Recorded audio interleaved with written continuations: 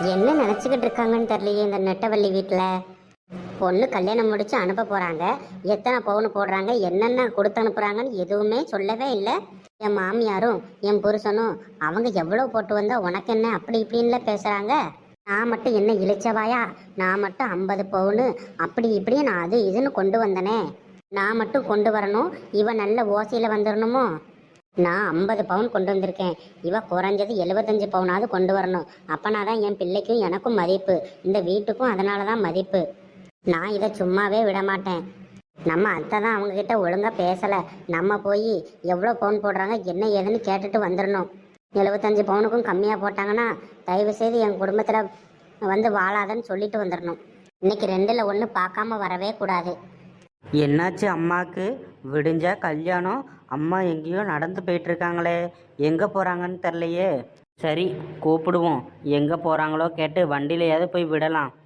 ஆனால் இந்நேரம் அம்மா எங்கே போகிறாங்கன்னு தெரிலையே, எனக்கு என்னமோ சந்தேகமாக இருக்குது. பின்னாடியே போய் பார்க்க வேண்டிதான். என்னங்க, விடிஞ்சா நம்ம பொண்ணு நெட்டவள்ளிக்கு கல்யாணம். இப்போதான் சின்ன பிள்ளை மாதிரி ஓடி ஆடி பேண்ட் சட்டை போட்டு தெரிஞ்ச மாதிரி இருந்துச்சு, அதுக்குள்ளேயும் கல்யாணம் வந்துருச்சு பார்த்தீங்களா? ஆமாம்மா, எப்படியாவது நெட்டவள்ளியோட கல்யாணம் முடிஞ்சாதான் எனக்கு நிம்மதியாக இருக்கும். ஒன்றே ஒன்று கண்ணே கண்ணுன்னு பெற்றுட்டு இவ்வளோ கஷ்டப்படுறோம் நாம். இவளை கல்யாணம் பண்ண சம்மதிக்க வைக்கிறதுக்குள்ளே எவ்வளோ படாத பாடுபட்டுட்டோம். சரிங்க, பழைய கதைலாம் விடுங்க. இப்போதான் கல்யாணம் நடக்க போதில்ல, அதை பாருங்க. நெட்டவள்ளி, நெட்டவள்ளி, எம்மா வீட்டில் யாரும் இருக்கீங்களா? எம்மா, எங்கள் அத்தை வந்திருக்காங்கம்மா. அடடே, சம்மந்தியா? சம்மந்தி இனியாரும் எதுக்கு வந்தாங்க? வாங்க சம்மந்தி, உள்ள வாங்க. வாங்க சம்மந்தி, வாங்க, அந்த சேரில் உட்காருங்க. காஃபி டீயாவது குடிக்கிறீங்களா? நான் போய் போட்டுட்டு வரட்டுமா? ஹலோ, இங்கே பாருங்க, உங்கள் வீட்டில் நான் காஃபி தண்ணி குடிக்கலாம் வரல, சரியா? என்னாச்சு சம்மந்தி அம்மா, ஏன் இவ்வளோ கோவப்படுறீங்க? உட்காருங்க, எதுனாலும் பொறுமையாக பேசிக்கிடலாம். உங்களுக்கு ஒரு தடவை சொன்னால் புரியாதா? நான் உங்கள் வீட்டில் வந்து காஃபி தண்ணி உட்காந்து குடிக்கிறதுக்கு வரல. என்னது இது? நம்ம அம்மா எதுக்கு இந்நேரம் நெட்டவள்ளி வீட்டுக்கு வந்து கத்திக்கிட்டு இருக்காங்க? என்ன பிரச்சனைன்னு தெரியலையே.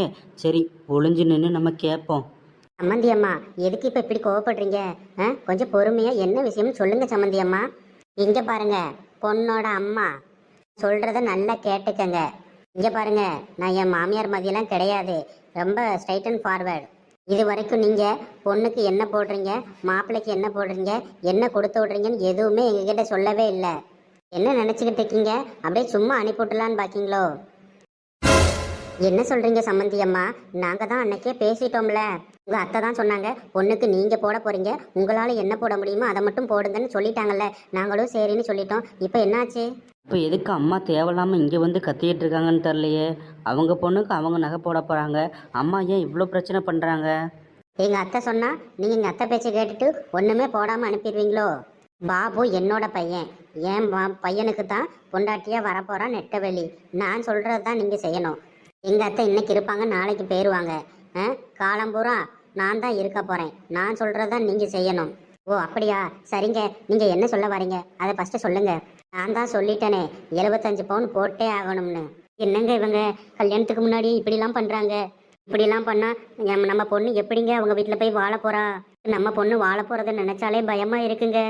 அடைச்ச, நம்ம அம்மா இவ்வளோ கீழ்த்தனமான கேரக்டர் நமக்கு இப்போ தானே தெரியுது. ஏன் இப்படி குடும்பத்தோடு அவங்கள அள வச்சுக்கிட்டு இருக்காங்க? என்ன அமைதியாக இருக்கீங்க? 75 பவுன் போட முடிஞ்சிச்சுன்னா உங்கள் பொண்ணை கட்டி கொடுங்க. இல்லைன்னா நாளைக்கு கல்யாண மேடைக்கு உங்கள் பொண்ணு ஏறவே கூடாது.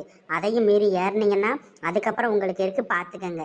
இங்கே பாருங்கள் சம்மந்தி, எங்ககிட்ட 25 பவுன் தான் இருக்குது, அதை வேணால் நாங்கள் போடட்டுமா? சம்மந்தியா? சம்மந்தி யார் சம்மந்தி? எந்த தகுதியும் இல்லாத நீங்கள் எனக்கு சம்மந்தியா? அப்படி ஒரு நினப்பு இருந்தா அதை இன்னையோட அழிச்சுக்கோங்க. 75 பவுன் இருந்தால் மட்டும் நாளைக்கு உங்கள் பொண்ணை மேடை ஏற்றுங்க, இல்லைன்னா எங்களுக்கு கல்யாணத்தில் விருப்பம் இல்லைன்னு விலகிருங்க. அம்மா! ஐயோ, பாபுவா? பாபு எப்படி இங்கே வந்தா? நம்ம பேசுனதெல்லாம் கேட்டிருப்பானோ? அம்மா, இங்கே எதுக்குமா வந்தீங்க? என்னாச்சுப்பா? நம்ம மருமகளை பார்க்க தான் வந்தேன். எனக்கு நம்ம மருமகளை பார்க்கணும் போல இருந்துச்சு, அதனால தான் வந்தேன், வேற ஒன்றும் இல்லை. நீ போ, நான் பேசிட்டு வரேன். கல்யாணத்துக்கு முன்னாடி இப்படிலாம் வரக்கூடாதுப்பா. நாளைக்கு கல்யாணத்தை வச்சுட்டு இப்படிலாம் வரலாமா? நீ போ, நம்ம மருமகிட்ட நான் பேசிட்டு வரேன், சரியா? என்னம்மா பேச போகிறீங்க? என்ன பேச போகிறீங்க? அதுதான் எல்லாமே பேசி முடிச்சிட்டிங்களே, இதுக்கு மேலே பேசுகிறதுக்கு என்ன இருக்குது?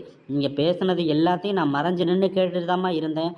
உங்களுக்குள்ளே இவ்வளோ கேடுகெட்டத்தனமான புத்தி இருக்குன்னு நான் கொஞ்சம் கூட எதிர்பார்க்கவே இல்லைம்மா. ஓ, அப்ப இவன் நம்ம பின்னாடி நின்று ஒளிஞ்சு எல்லாத்தையும் கேட்டிருக்கான். என்னம்மா நீங்கள் நீங்கள் பணக்காரங்க, 50 பவுன் போட்டு வந்தீங்க. அவங்க ஏழை. அவங்க எப்படிம்மா 75 பவுன் போட்டு வருவாங்க? உங்களுக்கு கொஞ்சமாவது அறிவு இருக்காம்மா? எதுக்குமா ராத்திரியில் வந்து இப்படிலாம் பிரச்சனை பண்ணிட்டு இருக்கீங்க? எனக்கு அதெல்லாம் தெரியாது பாபு. அவங்க ஏழை தானே, ஏழையை பார்த்து கல்யாணம் பண்ண வேண்டியதானே. உன்னை நல்லா மயக்கி போட்டா அந்த நெட்டவள்ளி நல்ல பணக்கார வீட்டில் மயக்கி போட்டு பணக்காரனை கல்யாணம் பண்ணிக்கலான்னு ஒரு ஆசை வந்துருச்சு போல. அதான் ஒன்றா மயக்கி போட்டா. அந்த மயக்கத்தில் ஆடாத, கொஞ்சம் பொறுமையா இரு. நம்ம வீட்டுக்கு வர்ற மருமக என்னை விட அதிகமான பவுன் போட்டிருந்தா தானே உனக்கும் பெருமை எனக்கும் பெருமை. அம்மா கொஞ்சம் நல்லா புரிஞ்சுக்கோங்க. தங்க விலை 50,000 தாண்டி போதுமா? நடுத்தரமான குடும்பத்தில் உள்ளவங்கெல்லாம் எப்படிம்மா நகை வாங்குவாங்க? அதுலேயும் நீங்கள் 75 பவுன் கேட்குறீங்க. இதெல்லாம் எப்படிம்மா சாத்தியம்? 75 பவுன் வாங்க முடியலன்னா நம்மளோட தகுதிக்கு ஏற்ற மாதிரி மாப்பிள்ளைய அவங்க பார்க்க வேண்டியதானே. எதுக்கு என் பிள்ளைய பார்த்தாங்க? எம்மா, நெட்டவள்ளி ஒன்றும் என்ன மயக்கலை சரியா? நான் தான் நெட்டவள்ளியை தேடி போய் ஆசைப்பட்டு அவளை கல்யாணம் பண்ணுறேம்மா. நீங்கள் தேவையில்லாத விஷயத்தெல்லாம் இன்வால்வ் ஆகி தேவையில்லாத விஷயங்களை செய்யாதீங்க சரியா? தயவு செய்து நெட்டவள்ளி வீட்டை விட்டு முதல்ல வெளியே கிளம்புங்கம்மா. ஓ, அந்த அளவுக்கு ஆயிப்போச்சா? சரி சரி, அவ எப்படி அங்க வந்து வாழ்றான்னு நானும் பார்க்குறேன். போயிட்டு வாரேன். அத்தை மாமா, எங்கள் அம்மா பண்ணதை நினச்சி நான் ரொம்ப வருத்தப்படுறேன் மாமா.